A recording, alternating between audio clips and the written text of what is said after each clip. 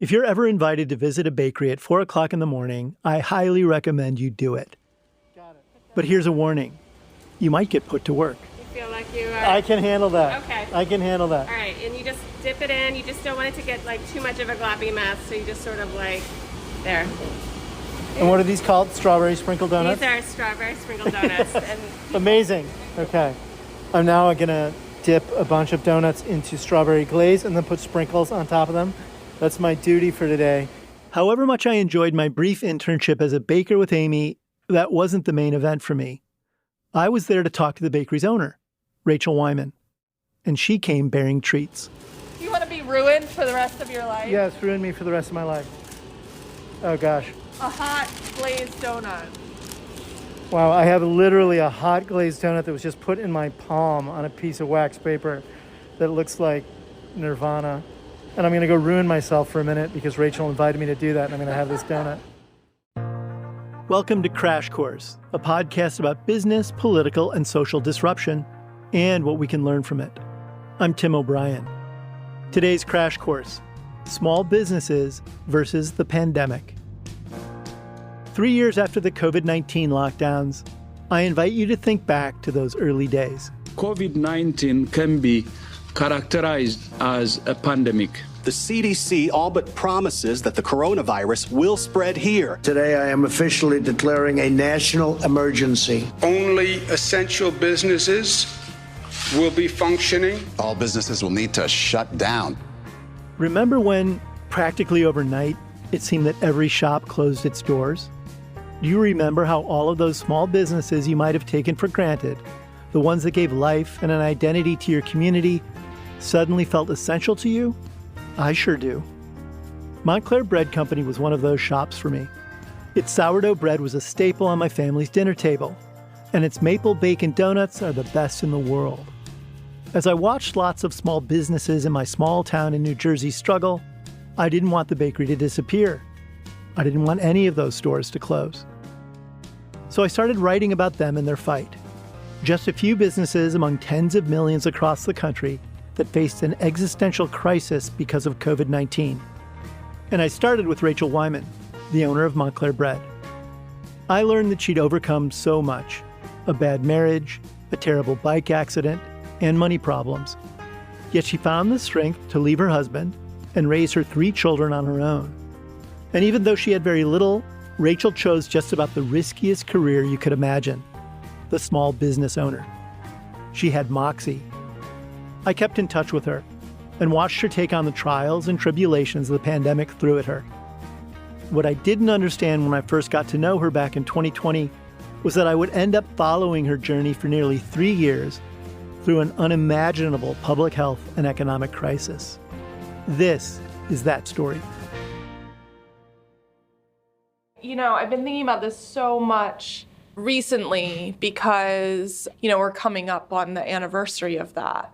And all these pictures are popping up from February 2020, like me and the kids. And it's like, God, we had no idea. We had no clue what was going to happen in just a couple weeks. When you're looking at those pictures, are you looking at the faces of people on the deck of the Titanic? Yes. Yeah, exactly. I am. And I think, I still think that I suffer like PTSD from 2020. And I just can't let go of a lot of things that happened during that year as, an essential service worker. It's been really hard for me to go back to, status quo. Before we hop back in time to the early days of the pandemic, we should probably hop a little further back in Rachel's story so you can understand how much was on the line for her. She's earned everything she has. Rachel grew up with little money in rural Maryland, worked her way through school, and fell in love with bread and pastries after a stay in France. She went to the Culinary Institute of America, baked with some of the biggest names in the bread business, and then decided to go off on her own. She started by giving away bread to moms in her yoga class, and then tried breaking in through local farmers markets. Then, one of those moms told her about a local bakery for sale. I pitched it to the moms who had been picking up bread at my apartment, and they gave me the money that I needed to get going. So your seed capital were your moms? Yeah. The moms who were coming over for bread? Exactly.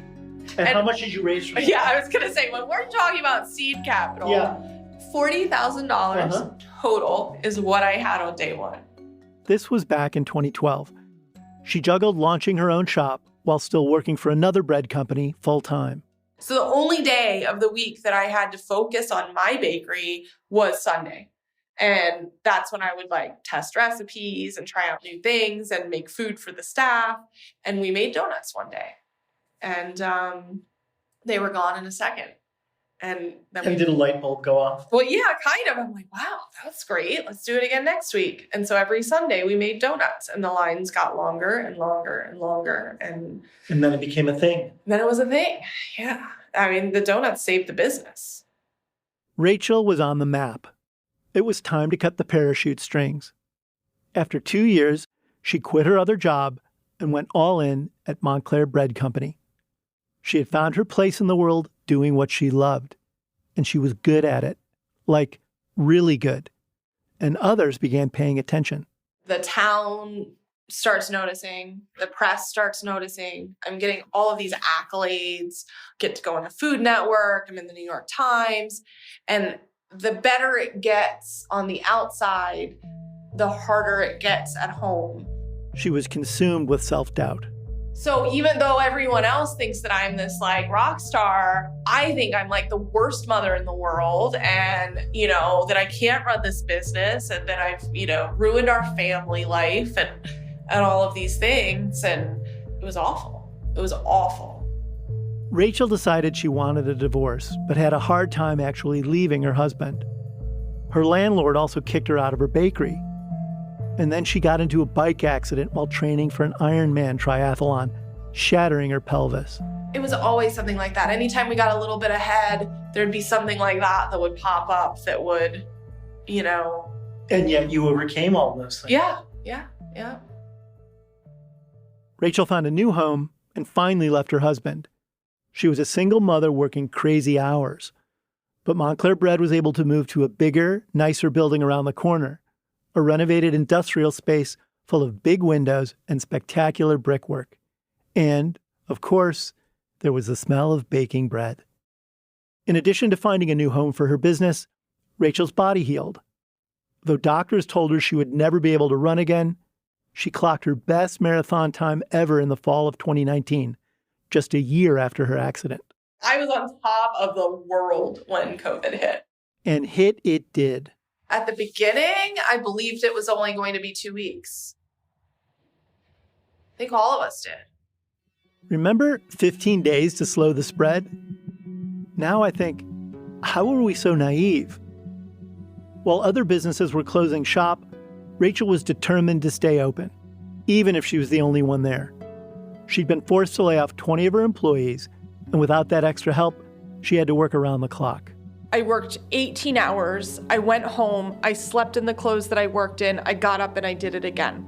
And it's the same time that people are on social media talking about how they make their partner who works at a hospital, leave their clothes in the garage and come in. And I'm like, I haven't changed my clothes in days. Rachel lost big orders and had to cut lucrative items from her menu. But she was also scrappy and got creative. She sold groceries and meal kits and DIY baking packages out of the store. And the community rallied around her. I baked and sold more bread than I've ever baked and sold in my career because people couldn't get it at the grocery stores. So they actually bought bread from me. So you sort of had a little boomlet early on. Definitely. She kept going, but it was a lot. I really didn't think that I could sustain it. Did you think it was going to kill you? Did you think the pandemic was going to kill you? Yeah, I did. I reached my breaking point so many times, and I just would sit there and not know how to do it again tomorrow. She wound up doing what more than 5 million other small businesses did. She looked to the federal government for help. Everybody whines about government spending until they need help. When there's a hurricane or a flood, who are you going to call? When there's a massive economic contraction, like there was in 2008, Who are you going to call? When there's an unprecedented economic meltdown combined with a historic public health crisis, who are you going to call? Yeah, Washington. So what did the federal government do? The federal government acted quickly, and it made a program which put cash into the hands of small business owners. That's Karen Mills, President Obama's first leader of the Small Business Administration. She's describing how the Trump and Biden White Houses ultimately channeled nearly $1 trillion to small businesses. The main program was an essential, well-intentioned, yet chaotic scramble known as the Paycheck Protection Program. I never thought I'd see the day where $350 million was in the same paragraph as the word SBA, but that's how much money was in the first tranche of PPP. That lasted about 2.5 weeks. That time and funding went by in a flash, especially for people like Rachel. Of course, at the time, we didn't know there was going to be a second round of funding, so the funding was gone. And how did that feel? Defeating. Oversight and management of the PPP effort was slipshod. Treasury Secretary Steve Mnuchin, who engineered the effort, was reluctant to be transparent about the process. Even when he was specifically asked about it during a Senate hearing in May of 2020, nearly 2 months after the legislation providing for PPP was passed. Here's Senator John Tester of Montana. When can we see full information about who's getting the dollars? Well, let me just comment. When we negotiated this bipartisan deal, we agreed to unprecedented transparency. So we agreed to release things that are not required by 13.3. So I don't know why you haven't seen that. Everything's posted on our website or the Fed's website. They went back and forth a few times. Are you sure the information is there? Yep, it's there.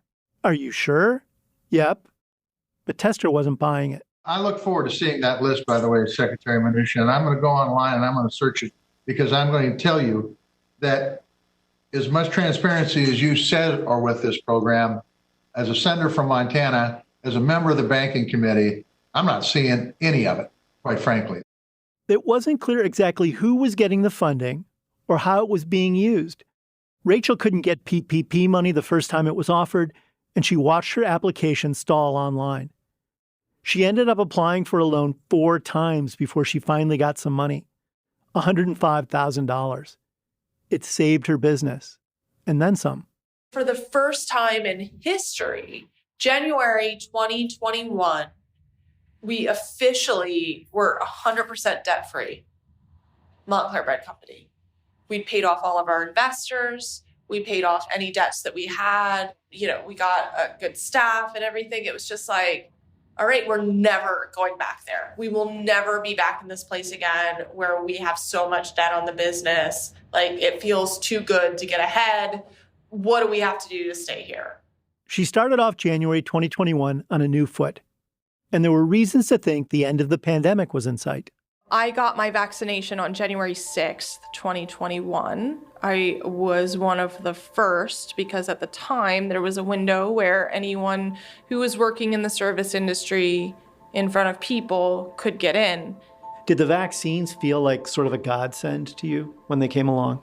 Yeah, it definitely just felt like relief because there were just so many unknowns.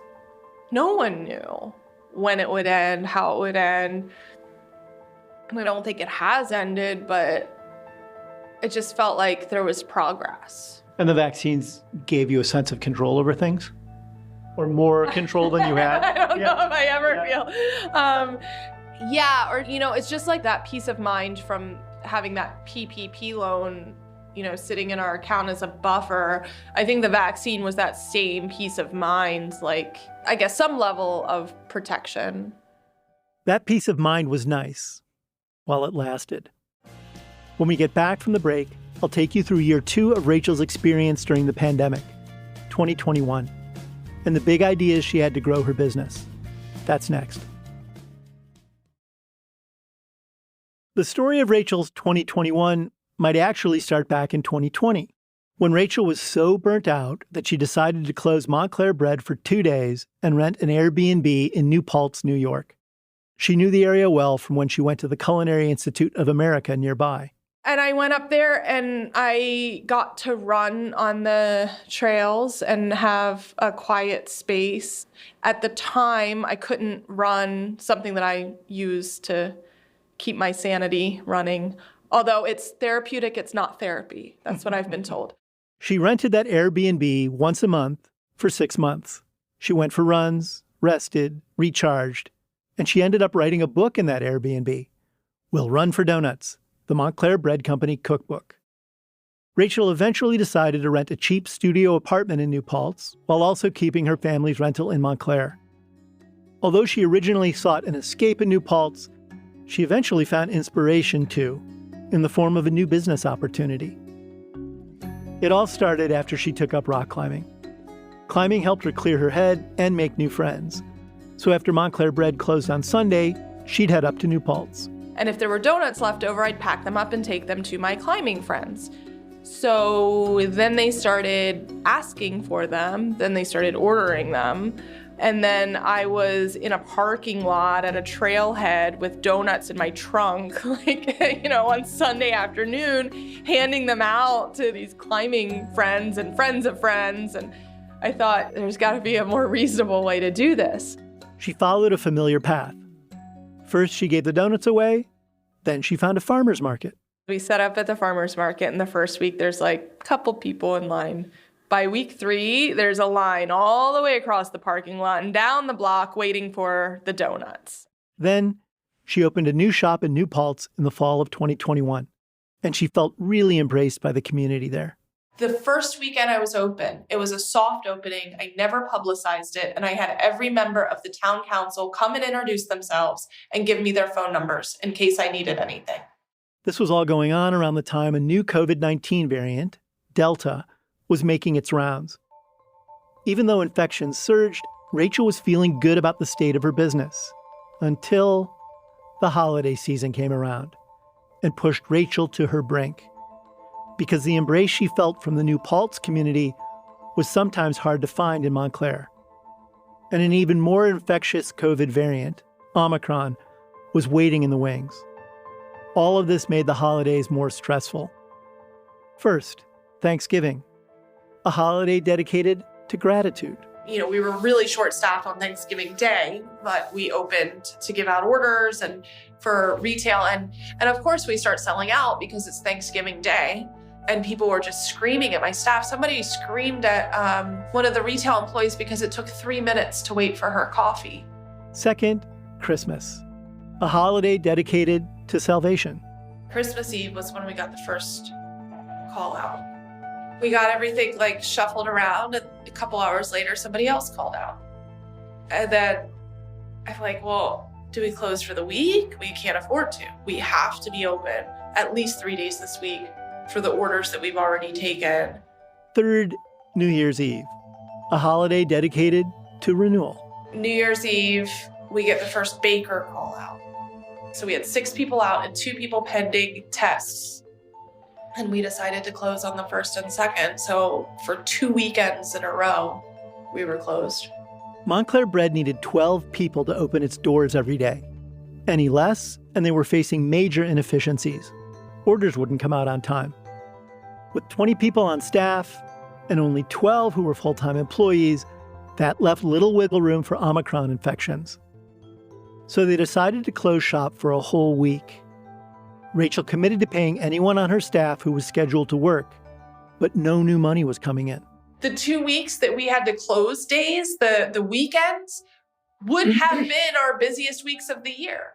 And they were the worst that we've had on record for December. So normally that would give us a buffer to get through January and February, where sales are always low. We always cut hours in January and February, but there's no buffer. There's nothing to get us through. Suddenly, Rachel was at the end of her rope because Omicron had spent weeks devastating her bakery's business. The peace of mind and protection she felt like she had at the beginning of 2021 was gone. There was definitely a time in my life where I would have opened at any cost, even if it was just me. But by December 2021, I'm close the door, just lock the door. Rachel sent an email to Montclair Bread's customers right after the new year with the subject line, SOS. She wrote that she was waving her white flag. When my wife received that email, I worried a closed sign might appear in Rachel's window soon. So I dropped by to check in on her. The pandemic was starting to take its toll on Rachel, on her staff, her customers, everyone. 2 years ago, at the beginning of this, you had this incredible community support because we were open when no one else was. But now there's just, overall a lack of empathy for what small businesses are going through and enduring. The biggest thing that they don't appreciate is that we're not making up the rules. There's no playbook for us, and there's no centralized agency, either local, state, federal, that's giving us any source of information about how we're supposed to handle it. Like, we're deciding the fate of everything. Just like three of us who don't have medical backgrounds, don't have science backgrounds, we just bake bread and we're like trying to make all of these decisions. In her SOS email, Rachel asked her customers to contact their local elected leaders, Montclair's mayor and town councilors, New Jersey's governor. She didn't feel like local officials were providing her with clarity or guidance about steps she needed to take to respond to the crisis. And when she tried reaching out to them for help, she didn't have much luck. I tried to interview Montclair's mayor and the town's top administrative official about their responses to COVID, but they wouldn't take my call. Finally, a member of Montclair's town council did return my call. Peter Jacobellis. He's the kind of guy you want in local government. Dedicated, friendly, energetic, and smart. And it turns out he actually spoke to Rachel about the concerns she raised in her SOS email. And he told me he brought one of her ideas to state and local officials, putting together a one-pager with advice for small businesses on how to handle employee questions about quarantines and vaccinations. Basic stuff. Rachel was the one who set the light bulb off for me. Now, why didn't that happen earlier? Why didn't that happen in mid-2020? Just too many balls in the air or just a general lack of clarity? Yeah, I think a little bit of who's going to do it, too, right? Whose responsibility is it? The CDC, the federal government, the state government? To make that call. To make that call, right? In government, we have a tendency to start with experts and start with people at the top and let it cascade and filter through. We should start with the small business owner. We should start with the homeowner, asking them what's going to be easier for you, what's going to show up better for you. And I had heard other things from other entrepreneurs that there were just these little tweaks the township could have done that would have made their lives easier as business people. Is that a legit criticism? And has that been addressed if it is? It's a completely legitimate criticism. I personally am trying to address it. I do feel like David and Goliath when it comes to some of this stuff. I think we've got really entrenched ways of doing things and not a lot of open-mindedness and willingness to be dynamic and to try new things and to be innovative. Entrepreneurs are forced to be dynamic and innovative in order to survive. But they also need help because tending to the needs of small business isn't an abstraction. At the end of 2021, beginning of 2022, Rachel wasn't sure what she was going to do next in any part of her life. Her children were struggling in school, and she felt local educators were letting her down. She felt the town had turned its back on her, and she wasn't sure if Montclair Bread Company was going to make it. I wasn't sure either.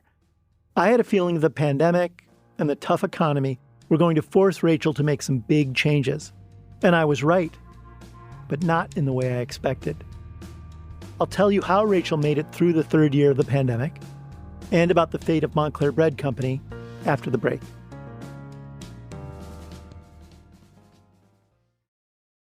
In a town like Montclair, with 40,000 people and 6 shopping districts, every one of its storefronts matters.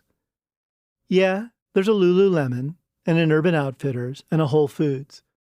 But there's also a Watchung Booksellers and an Egan & Sons restaurant and a Montclair Bread. A town with just a Target and a Walmart and deliveries from Amazon loses something. It loses identity.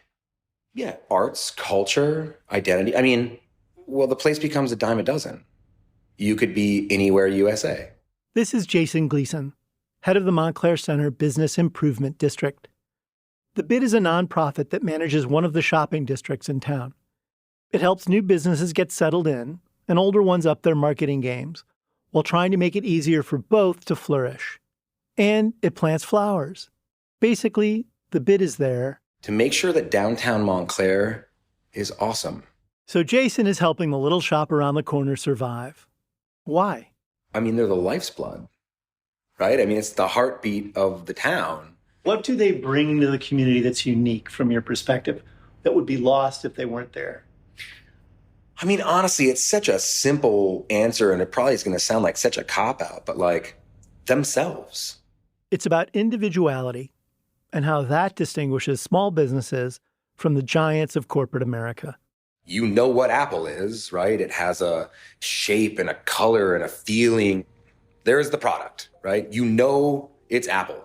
You could probably be blindfolded and someone could hand you a laptop and you could feel it for a second and be like, that's probably an Apple laptop, right? Through all their branding and their marketing exercises and all that. And they spend a great deal of money doing that, but it's not a person. It's not a hug and a handshake. And I woke up at 4 o'clock in the morning to bake this for you. Or in the case of some of our retailers, like I spent the last 3 months visiting artisans upstate to curate these products for your home because I understand you as my consumer. That's why so much was at stake for small businesses when the pandemic hit. Their hopes, their dreams, their families, their college tuitions they're saving for. All of that was on the line when they were told to shut down for COVID. Now, as I've told you all along, and as her journey proves, Rachel Wyman is a survivor. But even she has had to weigh whether it's worth fighting or throwing in the towel, because COVID-19 has been an unrelenting opponent. I can't keep fighting by myself anymore. I don't know if it's worth it anymore. I mean, like last week I updated my resume. Do you know how long it's been since I updated my resume? Like that's the kind of place I'm in. That was Rachel at the beginning of 2022. And then she just decided to start over. I've said it so many times. I think everybody here has heard me say it at least once. If I had it to do all over again, I would just do donuts. Donuts made sense to Rachel. And then I'm realizing, wow, the ingredients take up so much less space. And I can get up at 5 in the morning and still have donuts at 8 in the morning because it takes that much less time to do the donut work. And I can do it with like me and one other person. In short, donuts cost less to make than bread. So even though they sold for less, they were more profitable. And the woman whose identity was wrapped up in bread and baking shifted gears. Montclair Bread Company was no more. Rachel became the owner of 2 storefronts with a new name, Rabble Rise Donuts. Are you surprised that the bread woman has become the donut woman? No, I think this transition to Rabble Rise Donuts really, like, for a while I fought it and I was kind of mad at it, you know, that like I'm this great bread baker and, you know, people only want the donuts. But then I decided to embrace it because, like I said, what do I do better than anyone else? I make donuts better than anyone else. And I just really wanted to embrace that. So now we're a donut shop. Rachel had barely made the transition into Donut Maestro before a whole new series of challenges emerged. Supply chain disruptions and soaring inflation made her simple plan to run a simple donut shop suddenly complex.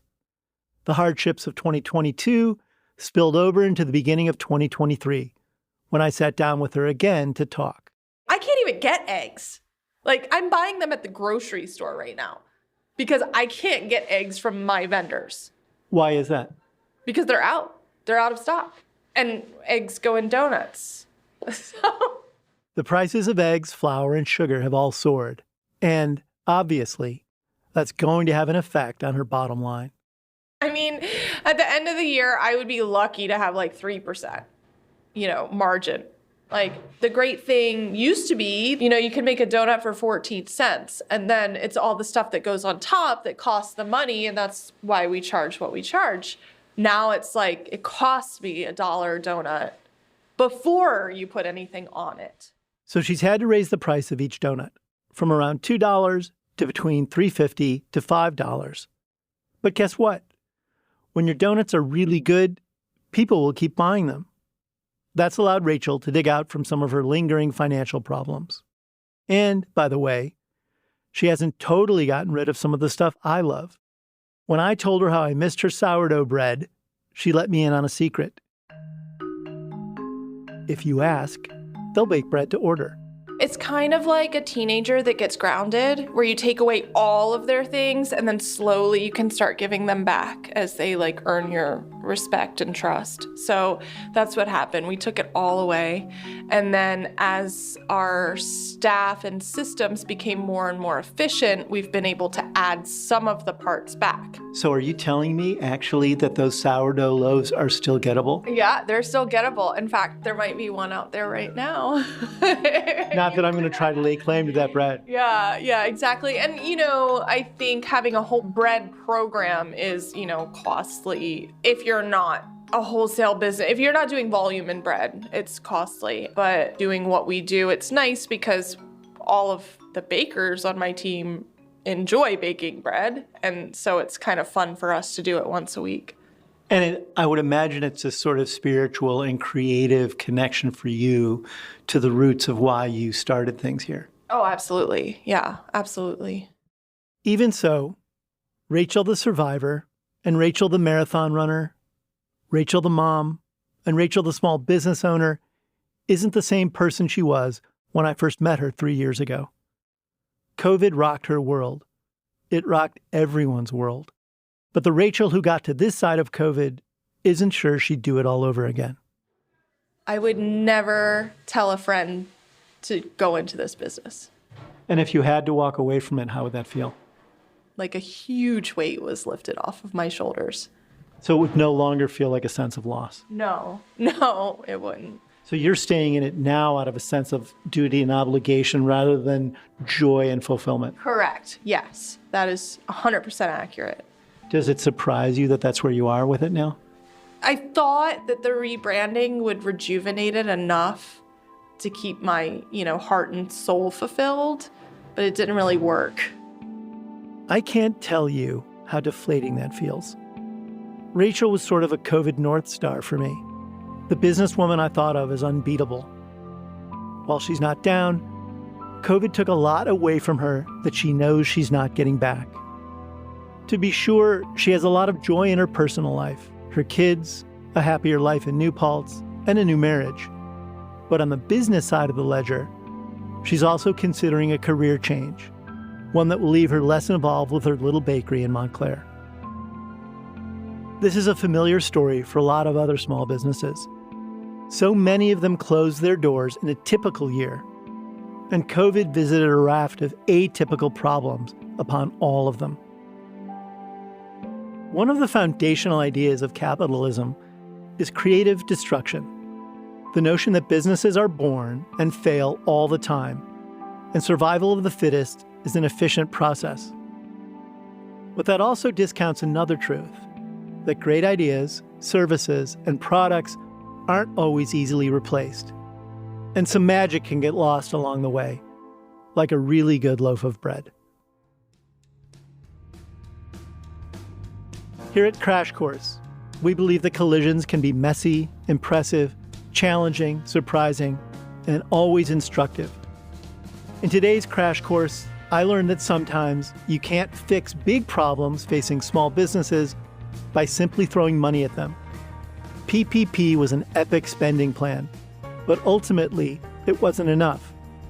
And it was never going to work if that money wasn't paired with good global public health policies. In many cases, COVID turned out to be more powerful than money and entrepreneurial grit, even when an entrepreneur was as gritty as Rachel. What did you learn? We'd love to hear from you. You can tweet at the Bloomberg Opinion handle @opinion or me @TimO'Brien using the hashtag #BloombergCrashCourse. You can also subscribe to our show wherever you're listening right now and leave us a review that helps more people find the show. This episode was produced by the indispensable Anna Mazarakis and me. Our supervising producer is Magnus Henriksen, and we had editing help from Katie Boyce, Jeff Grocott, Mike Nitza, Atika Valbrun, and Christine Vanden Beilart. Blake Maples does our sound engineering, and our original theme song was composed by Luis Guerra. I'm Tim O'Brien. We'll be back next week with another Crash Course.